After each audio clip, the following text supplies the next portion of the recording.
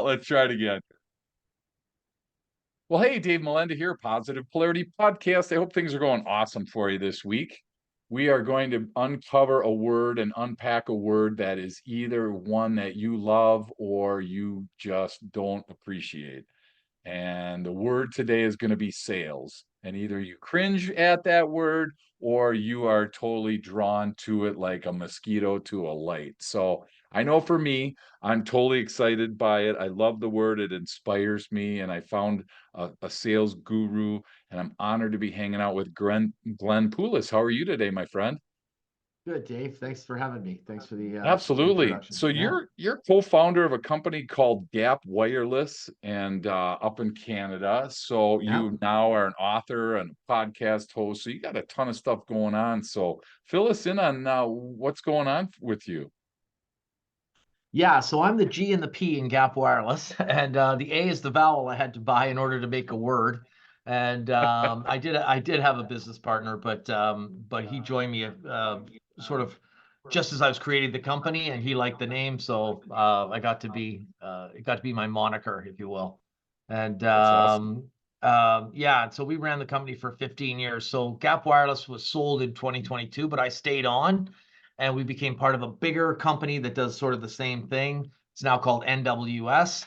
And whereas before I was running the whole shebang, I was the general manager. I'm still the general manager, but now I kind of stepped to the left and I'm only running sales, marketing, customer service, and IT. And another fellow from the private equity is running the finance and the operations. And so I'm Okay. really putting my money where my mouth is and picking up the book and rereading it. And now that they're like, hey, you're the sales expert, so you make sales work good. And so Yeah, it's been quite an interesting challenge. Just to not be in charge of everything, and then also to sure. have to lay down some of my own rules again and see if it works again a second, third, fourth time kind of thing, right? Sure.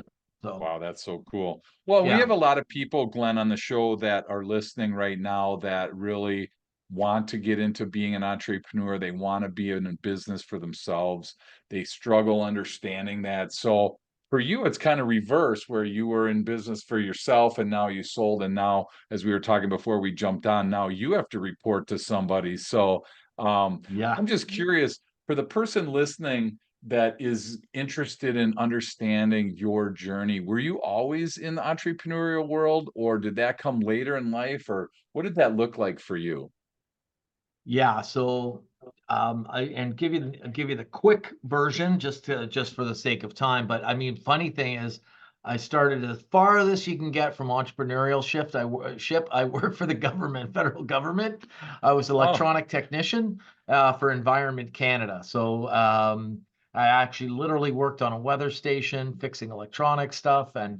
But when I switched jobs, I went to a different department, and my boss there, thankfully, he said, I don't think you're cut out for civil service. He says, you should probably go get a job in sales, right?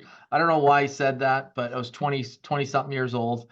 And I took him at his word and I got a job in sales. And so I wasn't an entrepreneur at that time. I got a job working for a company for 5 years, but I realized some things about sales companies, which we can dive into. But after 5 years, 5 to 6 years kind of thing, I realized I wanted to make the leap, and I started my first company in '91, which I ran for 15 years, and then sold that business. And then I started Gap Wireless in 2007, and I ran it for 15 years and sold it. And so for those 30 years, I was an entrepreneur through and through. yeah, And then now, like you said, I have a boss, and it's quite a shift. So I've been a few years on either side as an employee, and now sure. yeah. So now I'm an employee again, but lots of entrepreneur in the middle, and I can definitely talk to your audience about making that leap from 9 to 5 to entrepreneurship. Wow. And then back to 9 to 5. So that's Yeah, like an interesting, yeah, that yeah, we don't normally see that. So, wow, welcome to the small group of people that have ventured their yeah, way back into that. But yeah, thanks for sharing that, Glenn. I mean, for the people listening, I think we always try to say that there's not a right or wrong way to do this. I mean, s- back in the day when you were in your 20s and you jumped into your first business, was it like cold turkey where you just quit your job one day and then the next day started this company? Was there some overlap? Was it a side hustle for a Yeah, while? What can you no. share about that, Glenn? Yeah, so it was definitely out of the frying pan into the fire. Okay. And so I approached the owners of this company. We're selling high technology solutions.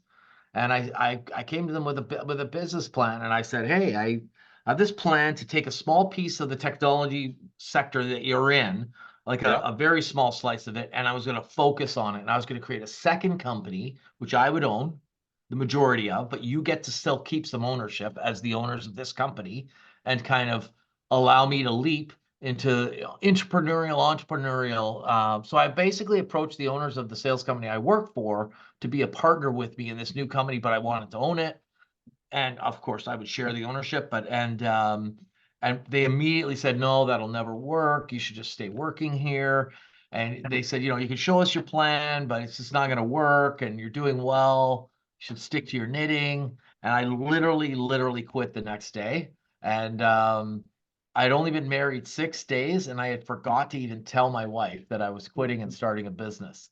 And so Uh-oh. I went home after 6 days of marriage and said, "Oh, honey, I quit my job." She, of course, passed out, picked her up off the floor, said, "Don't worry, it's going to be fine."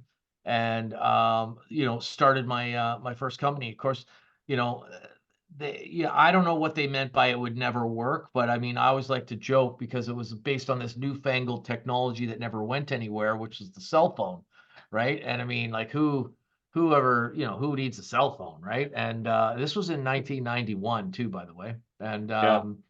And of course, cell phones were well established in 1991, but I mean, not everyone had one. And I wanted to sell to the companies that were building wireless networks, operating Mm. wireless networks, and focus on that. And that's what I did for 30 years. And well, still doing that actually. Yeah. So Well, tell you what, that's a cool story. I have to say that the book name is Never Sit in the Lobby: 57 Winning Sales Factors to Grow a Business and Build a Career Selling. I'm hoping, Glenn, that rule number one is tell your wife before you quit. yes. That's probably, hopefully, that's somewhere in that book because, Yeah. That was chapter one, but the editors cut that out and said there's not enough drama in that one, so we're gonna cut that yeah. one. And So, wow. So that's brilliant. So again, for yeah, anyone listening, the rule number one is tell your significant other, tell your spouse, yeah, because that's probably didn't work yeah, well for her. Although, and given the fact that you were married 6 days, you couldn't have waited a week, huh? yeah, no, You yeah. had to jump Rip in the day Band-Aid six. off. So. Yeah, Well, I was hoping today what we could do, Glenn, is kind of look at, so you said there's 57 strategies here, and I just really want to kind of highlight some of them that the listeners you feel would really get value from.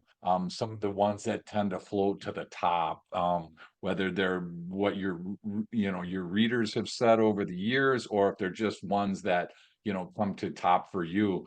So sure. start with the one. If there was one that's like, oh my gosh, if you learn nothing else, it's this one right here. Which one do you usually start with? Well, the first one I would start with would be "Never Sit in the Lobby." That's the name of the Okay, book, right? And cool. that's the first one. So never sit in the lobby, right? And people are like, "What do you mean? Should I sit in my car?" And I'm like, "No, you shouldn't be sitting. You should be standing, right?" And I learned this.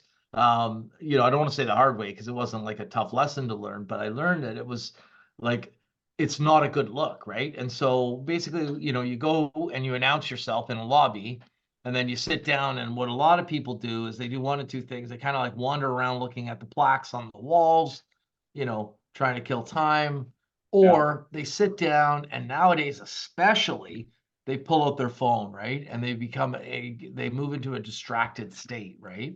And what happens is that the guy or gal will come out of the doorway into the lobby to greet you, and you don't even notice the door opening, right? Because you're all immersed in like a Instagram reel or talking to the yeah, wife on this, texting her about the shopping list and the kids' hockey game and whatever, right? And all of a sudden they're like, "Are you Glenn?" And you're gonna look up, you're distracted. And I'm only like 5'6", right? And so people tower over me no matter what. But when I'm sitting down and a 6'4" vice president of finance walks out and he's towering 4 feet above me, and I got to rise up to him after being distracted on my phone and trying to Yeah. reestablish, it just isn't a good look, right? And so I realized the best thing is keep your phone away. Don't don't be doing anything. Be waiting for the person to come through the door. So the moment they're through the door, you can grab their hand, say hello, nice to meet you. And then rule number 2 is always have something in your hand and something in your mind. So that's, and the rules will flow together. You'll see. So that's the Sure. next rule I share with everyone. Everyone's, what do you mean something in my hand, something in my mind? Something in your hand could be the reason that you're there. For instance, they might have asked you for information about your product. So, rule number 3 is never fax the facts and never ship the shit, right?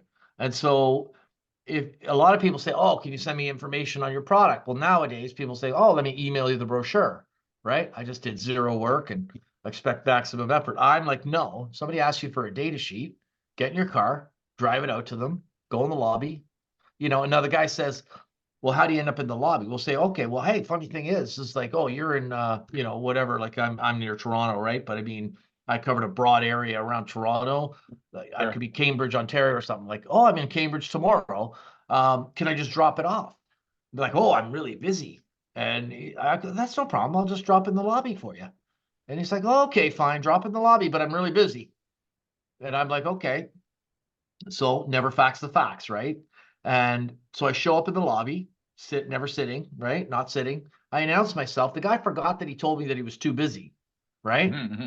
And so I announced myself to Sally. Sally says to me, is he expecting you? He goes, oh yeah, he asked me to drop off this brochure. And so now I'm Sure. authenticated to the receptionist, Yep. the guard, and Yep. keeping me from my customers. And she calls him up and she says, hey, Jack, Glenn's in the lobby. Said you're expecting him. And he's like, oh, yeah, right. He did say he was coming to the lobby. And he forgot that he said that he was too busy to Sure. come and talk to me. In the Sure. 1%, 1 out of 100, that fine, I just drop it and I'll come back, right? Later, Yep. another time. Yep. But he Yep. comes down. I'm not sitting. And I have something in my hand, which is the brochure that he wanted. It could also have been a quote that he asked for that I did fax or I did email. I drop off, right? But I always Sure. have something in my hand. If it's a repeat customer, I might be dropping off some golf balls or a mouse pad or a water bottle or some kind of freebie, but I've always got something in my mind to talk to them about. We've got this new product, we've got this new upgrade, we've got this new system, et cetera, et cetera. So I always have something in my hand, something in my mind, right? So I can hand it to him, say hello, blah, blah, blah. If it's a quote that he asked for, I can get him to have a quick look at it, have a look. What do you think? How am I in the ballpark? Watch if his face freaks out, you're too high or whatever, right? Sure. Then the next rule, always ask for a mini tour. Always ask for a mini tour. And everyone's like, what's a mini tour? And I'm like, well, a mini tour is a tour that's mini, right? And then they're like, what do you mean? And I'm like, a mini tour would be you only want to get to the part of the building or factory or wherever you're going to see what's relevant to you at that moment in time. And so we sold high ticket equipment, right? So this equipment could end up anywhere from the production line to the testing line to the warehouse, packing lines, it was all over the building. This equipment would end up, right?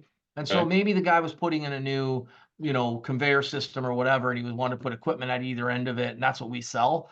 I'm like, can I see the new how you guys are making out with your new building that you're putting in, your new production line, your new conveyor system, whatever, and the guy will hum and haw a little bit or whatever. He's go, look, don't worry, I promise I won't sell any encyclopedias while I'm here. And the guy, and so the guy will typically say, okay, fine, I'll give you a quick look, right? And it's because the reason you want to do it is you want to get past that front lobby barrier where all the magic happens, because it doesn't happen in the lobby. Because you're going to want to see what products he's using now. Maybe you've been there before, but every time you go, you see it with a new eye on, hey, I sell that stuff. Hey, I didn't know they bought this stuff. And you have like repetitive things that you can go and see later in the future. Oh, I forgot about that. Making mental notes. I'm going to call, Sure. you figure out who's responsible for that stuff too as you're walking through, right? Then, there's the next rule. which while you're being delivered on the mini tour, is you exhibit the rule of never forget a face. That's where you're exercising your technique of never forget a face. So remember, we start with never sit in the lobby, right? So if you're there Hmm. 10 minutes early, what you do is don't go in the lobby 10 minutes early. Go in there on time for those 10 minutes, sit in your car, take out your phone, bring up that customer, and look in your call book and your CRM and see all the people you know there, right? Might be 5 or 6 people, right? And re-remember their face. And you got to literally go and look at their face on LinkedIn or whatever and re-remember it. Now there are people that over time you'll know them forever. You won't need to do this, but in the Right. beginning, this is a super, super powerful technique. And the power of it gets displayed on the way to the mini tour.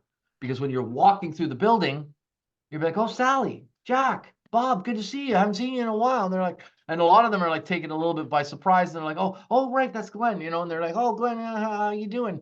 And by the time you get to the new conveyor system, this guy's like, holy shit, this guy knows everybody, right?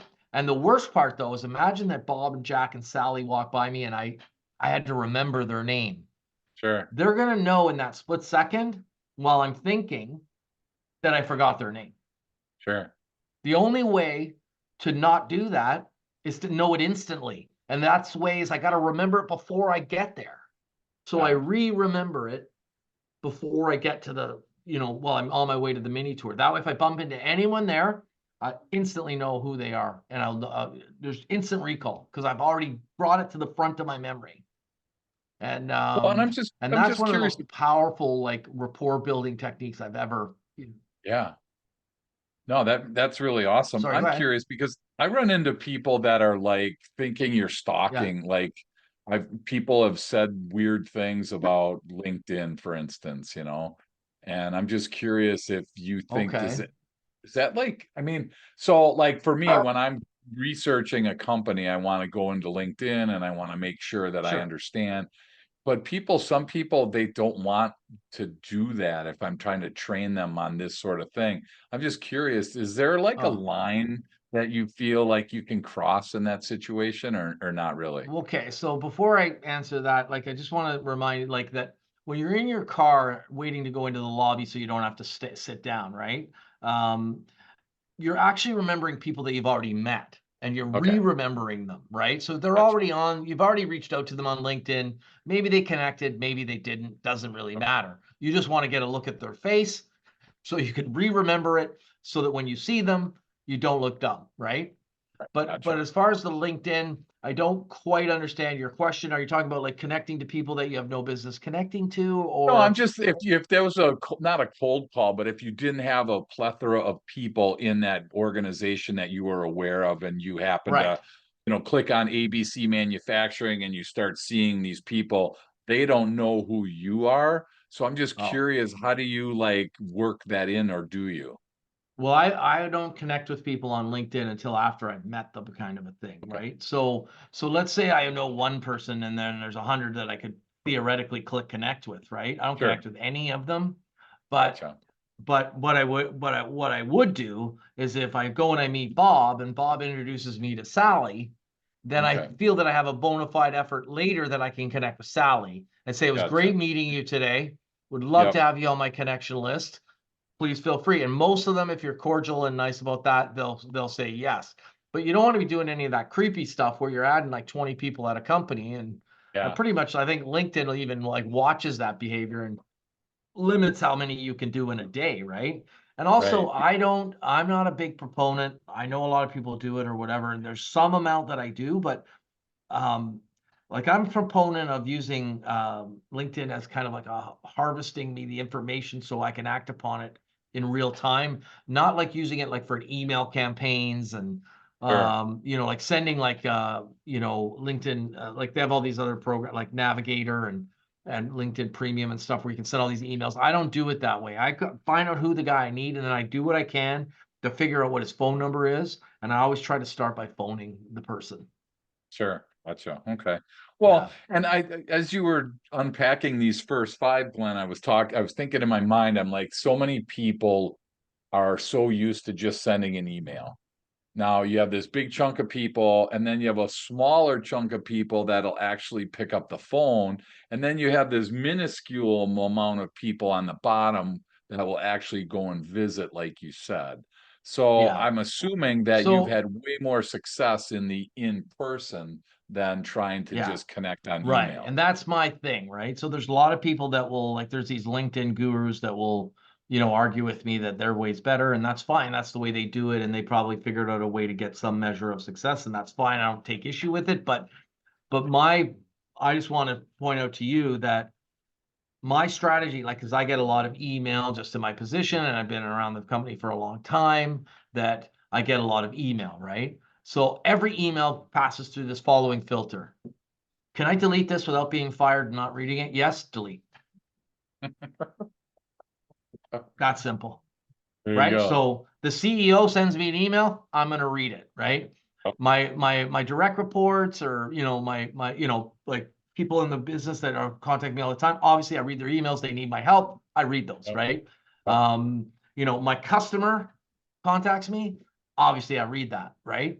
The rest of it's just delete, delete, delete, delete, delete. I don't even read them because Yeah. I know they're all just sales emails and whatever. And I don't even have the time to make sure of that, because I know like they have no business emailing me, right? And a lot of them, it's so funny. You can see them. There are these people that use these kinds of techniques where I deleted like at least half a dozen of them today, where you can see in the way my emails thread in my email system. We use Front, right? They all thread really, really nicely.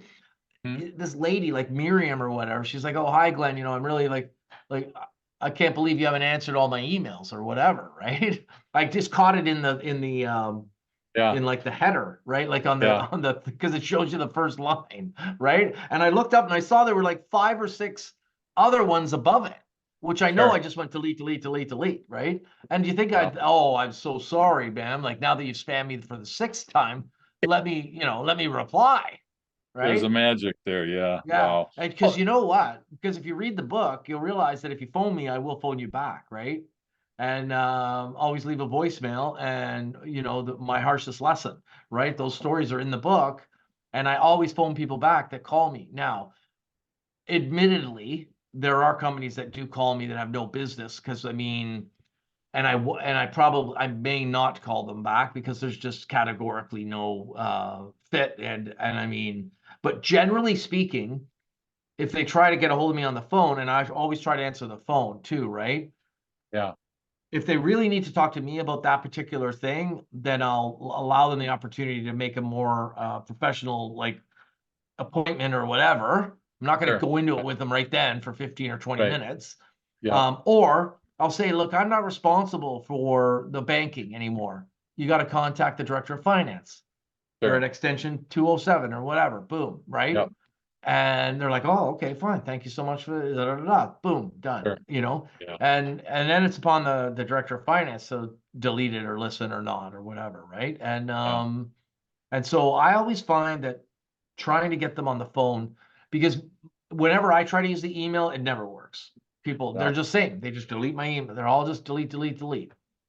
And Well, I'm assuming there's hundreds of emails in a day that these people in general are getting. And I've been noticing for myself, Glenn, that it's super easy to, type a message and hit yeah, send. And then you think in your mind it's out of sight, out of mind. And then yeah, there's such a low response rate. So I've been exactly. staying in the habit of making sure and getting that phone call and visit when they're in an Yeah, area that I'm at. But your book is talking about growing a business. And I think that's what's unique about this is, emails aren't necessarily growing a business. We may think it is, but boy, it's a pretty long and low rate to try to have success there. So I yeah, appreciate for sure. that you're jumping in this way. We're going to take a quick break, and when we come back, I want to unpack a few more gems that we have. So we'll be right back. Welcome back. I'm honored to be hanging out with Glenn Poulos, the co-founder and vice president and GM still of Gap Wireless, but now only on the sales side, not on the operations side. So you That's finally right. defected to the good side, right? Yeah, that's right. I guess so. Yeah, exactly. If they're listening, no offense. I mean, I love you guys. Yeah, It's yeah. just I hear we you. had this argument this morning because I had on a Zoom call, we had operations people and we had salespeople, and they're always at odds Oh with yeah. each other.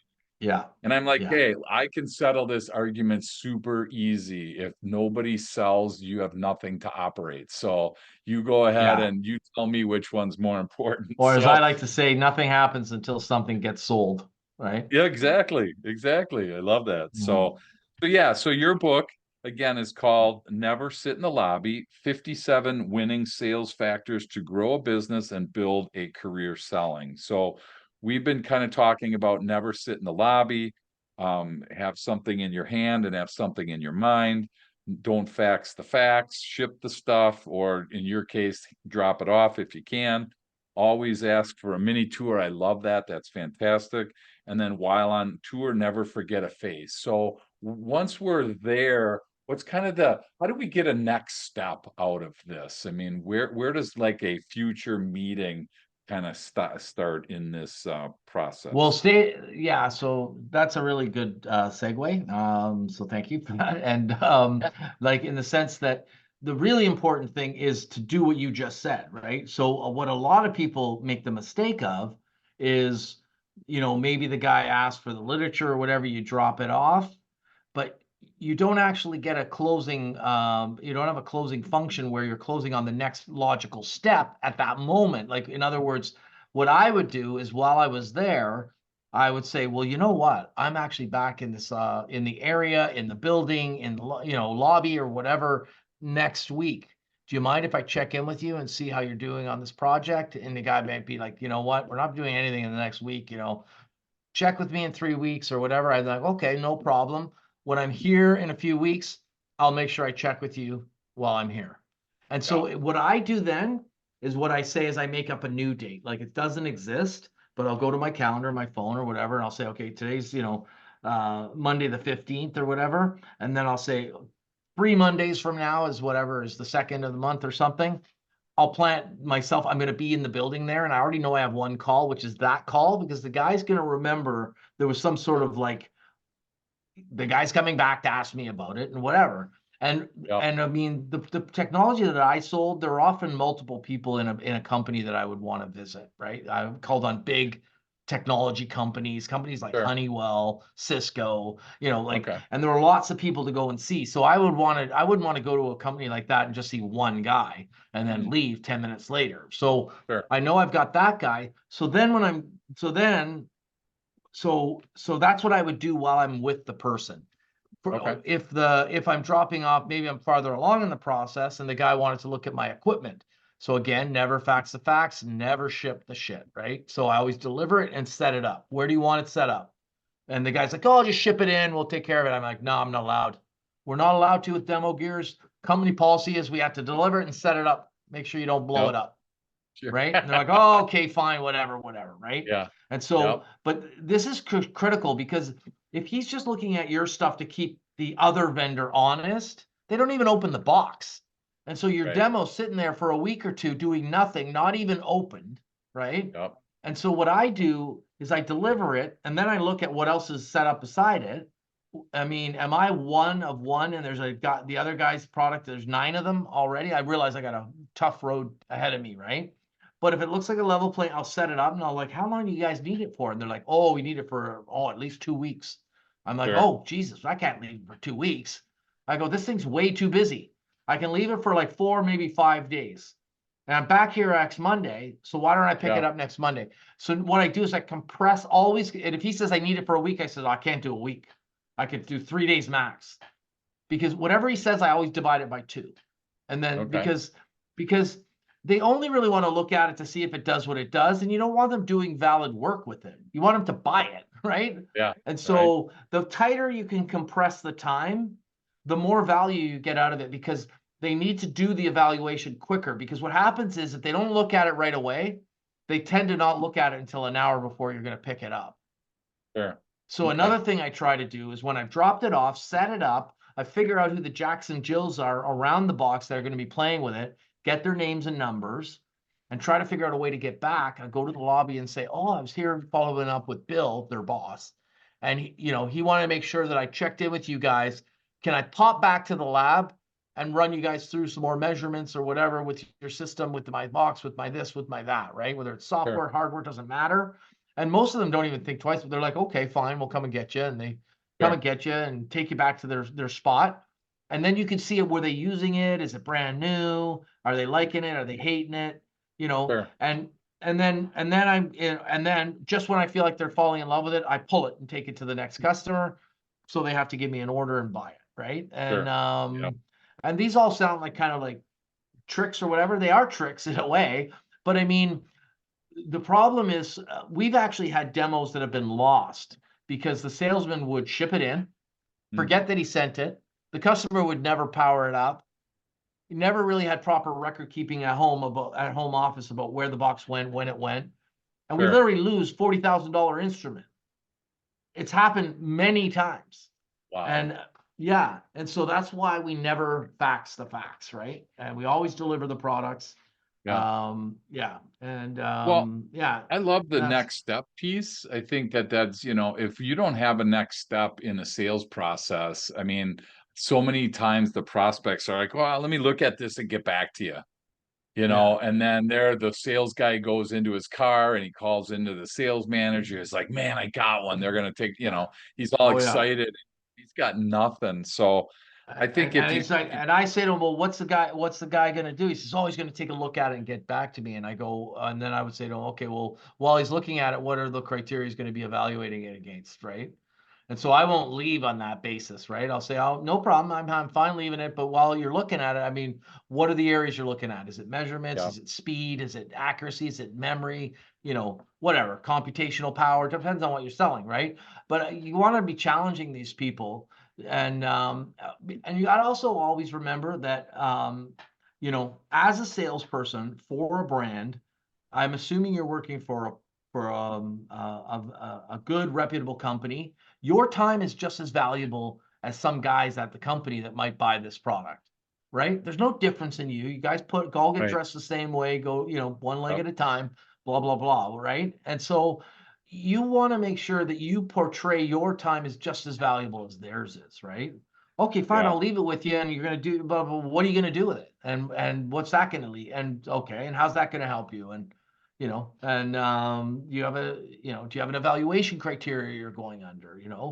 How many other competitors are you gonna be looking at? Which ones? Where do we stack it? Where do we stack up? Are we the preferred vendor, or and I mean, a lot of times they may or may not answer some of these questions, but you got to be sure. willing to ask them, right? Yeah. Well, I think, and I wrote down on those next steps that we have to be very specific and very intentional with those because again, having them get back to us is not a real Yeah, solid next step. right. It's really, for the most part, in my world, you failed. I mean, I think Yeah, that again, if you're in a pass fail situation and you don't that's a have a fail. solid next step of a date, a time, a Yeah, location, a person, yeah, if you don't have those criteria, you really are in a bad spot. And exactly. um, That's definitely a fail too. I totally agree with you. That's exactly what I would call it too. I Yeah, love I love thinking when sales professionals that I work with or talk to, when they don't get it, I'm like, all right, well, let's just pretend, for instance, that you lost your wallet.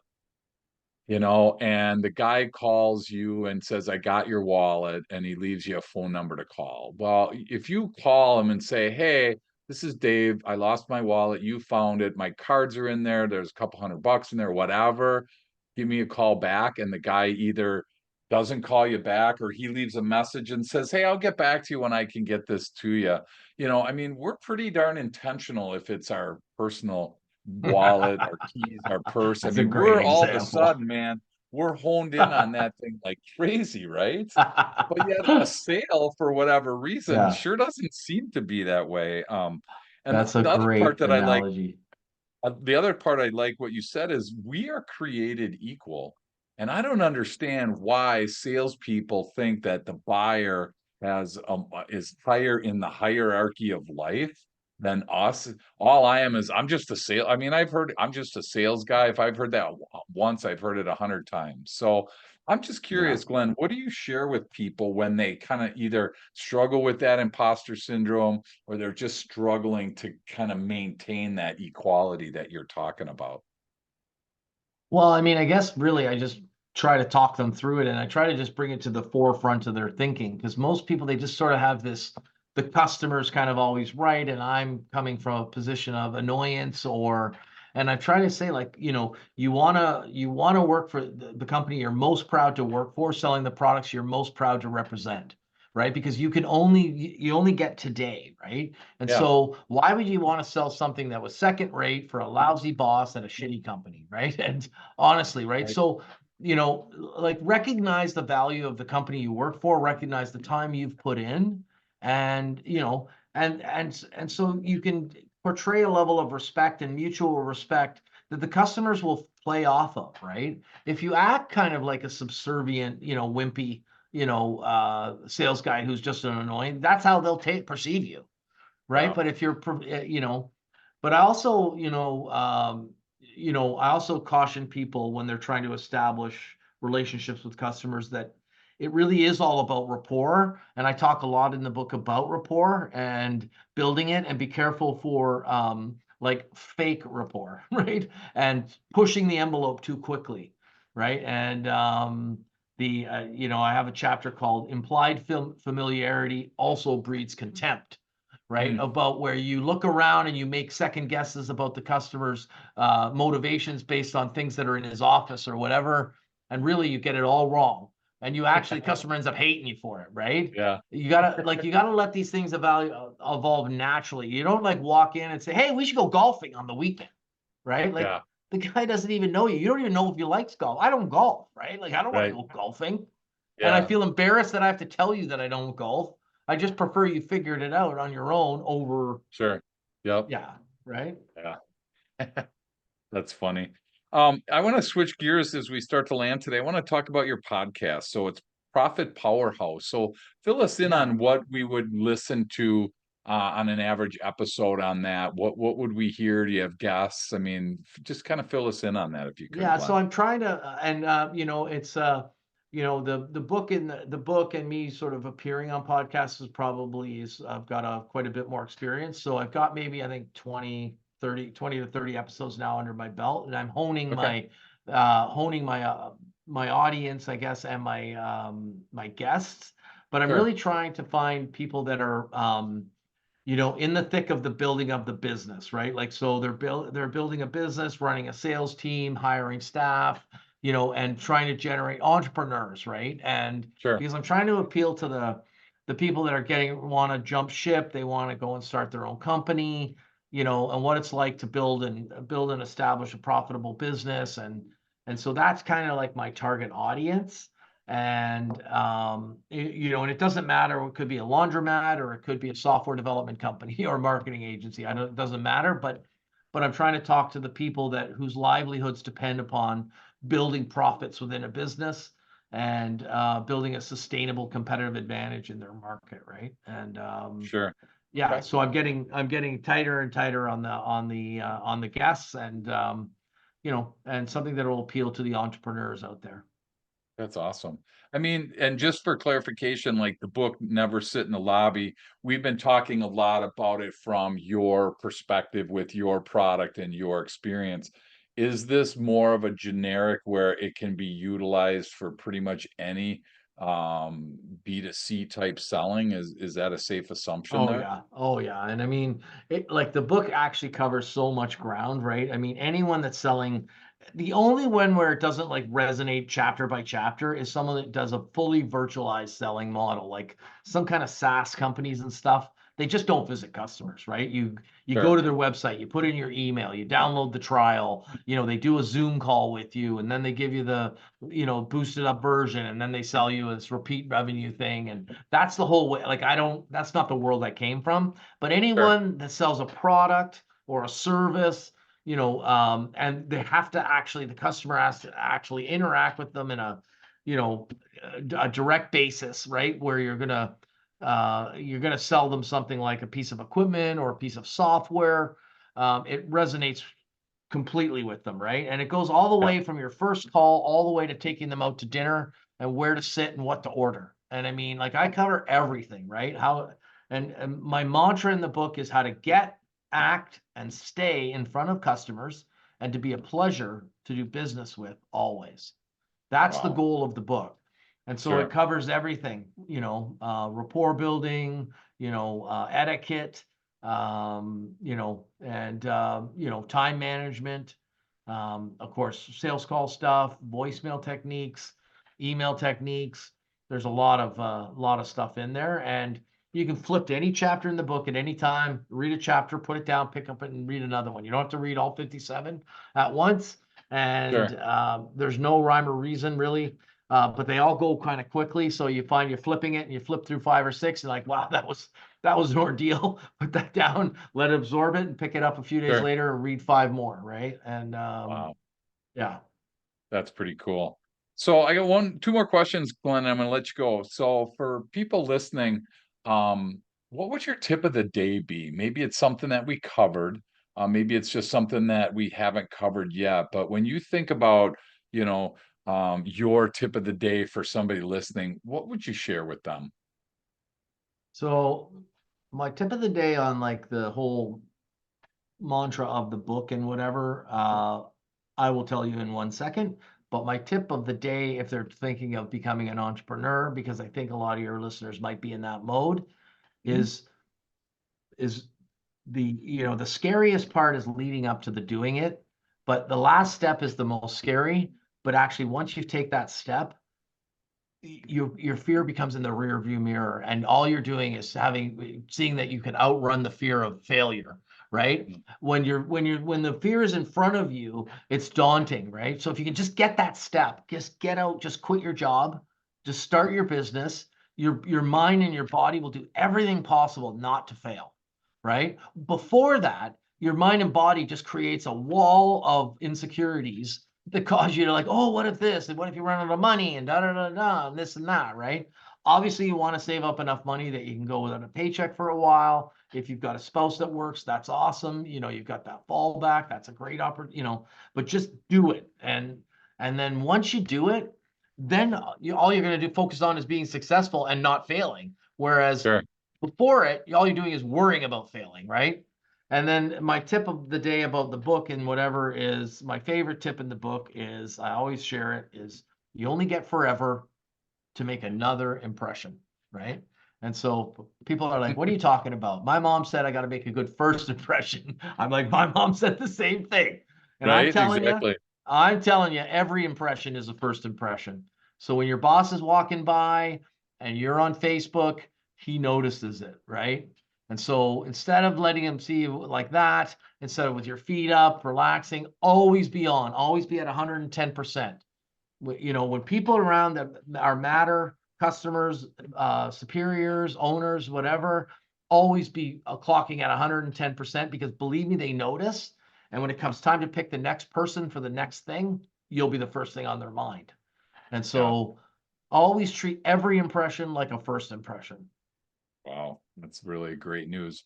I can't believe you didn't pick the famous three words that we came up with today is tell your wife. Yeah. Yeah, true. Tip of the Yeah, day, for tell sure. your wife. Yeah, tell your wife. Yeah, Yeah, exactly. that's awesome. So, Glenn, if somebody's listening today and what we've talked about was encouraging for them, they want to learn more about you, they want to learn more about the book or your podcast, what's the best way for people to connect with you? So you can link to everything from my website, glennpoulos.com. And if you just want to communicate with me in some way, you can get a hold of me on LinkedIn quite easily. Just connect with me on LinkedIn, and it's just LinkedIn/Glenn Poulos. And I'm very, very active on LinkedIn. But all the links to the book and some downloads and stuff are on my website, and there's a contact form there as well. Yeah, so either way, but LinkedIn for communicating with me is probably the best. That's awesome. And for the listener, please do yourself a favor and don't just jump into your next podcast, but really kind of sit with this because there's some really good nuggets that Glenn shared. And if your sales aren't on the trajectory that you want, there's some great stuff in here. Maybe you're going to spend more time on the next step piece. Maybe you're going to, try to be in person more. Maybe you're going to ask for a mini tour. Maybe there's some on the 50 other things that we didn't even reach and connect with. Maybe it's time to get that book. But whatever it is, please avail yourself to what Glenn shared with us. Thank you so much for investing time with us today, Glenn. And what a great story. And I can't wait to find out what these other 50 are. Now you got me pretty excited. I heard time Right. management. I mean, I heard a lot. So again, for people listening, please grab a copy of this book. It sounds like it's going to be a real powerful read. And so thank you again for sharing this. And if your wife's listening, thank you so much for sticking Yeah. with them. I mean, 6 days into it was definitely Yeah, not something that was he wants to do again. exactly. So I Right. think he learned his lesson. But thanks again for Definitely. everything, Yeah. and can't wait to Thank you, keep Dave. learning from you. Yeah, thanks a lot. Thanks for having me.